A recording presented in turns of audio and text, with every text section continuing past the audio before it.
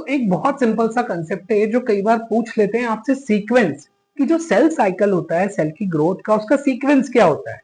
अब देखकर बड़ा डर लगता है, अरे यार ये कैसे याद करेंगे, जबकि इसको याद रखने का बड़ा सिंपल सा सीक्वेंस है। देखिए इसमें टोटल 5 फेजेज अगर आप ध्यान से नोटिस करेंगे तो, जैसे G0 फेज जो ग्रोथ की शुरुआत को दर्शाता है, सेल एंटर करता है G1 में जिसमें सेल की ग्रोथ शुरू होती है।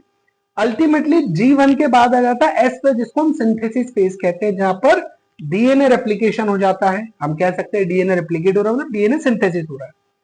G1 के बाद S आया, उसके बाद G2 फेज में एंटर कर जाता है जो सेकेंड स्टेज ऑफ ग्रोथ को दर्शाता है, जो कहीं ना कहीं माइटोसिस की प्रिपरेशन में हेल्प करेगा।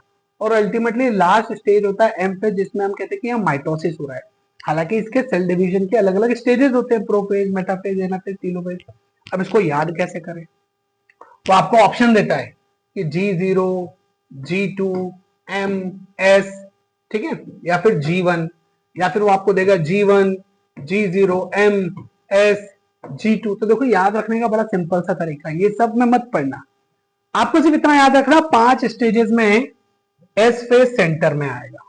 ठीक है, पहली चीज, अगर S सेंटर में आ रहा है मतलब इतना तो क्लियर है कि इसके बाद 2 स्टेजेस S के इधर आनी चाहिए और 2 स्टेजेस S के उधर जानी चाहिए। ये क्लियर हुआ तरीका। ये अब हमको याद रखना है कि अब हमको G को सीक्वेंस में चलाना है।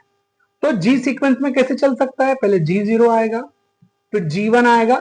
अब S के इधर 2 ही आ सकते थे, तो जो आएगा वो इधर ही आएगा। G1 के बाद आएगा G2, बचा हुआ क्या हो जाएगा M। ये हो गया आपका करेक्ट सीक्वेंस। क्या करा हमने, 5 फेजेस में S फेज को बीच में रख दिया। ये याद रखना है S हमेशा बीच में आएगा सिंथेसिस, 2 उसके इधर आएंगे, 2 उसके उधर जाएंगे। शुरुआत करेंगे G के सीक्वेंस से, G0 और G1, S के बाद आएगा फिर G2 और अल्टीमेटली M। ये हो गया सेल साइकिल याद आपको, बड़ा आसान है। तो सेल सीक्वेंस याद रखेंगे आप, हमसे क्वेश्चन में सेल सीक्वेंस पूछा जाता है।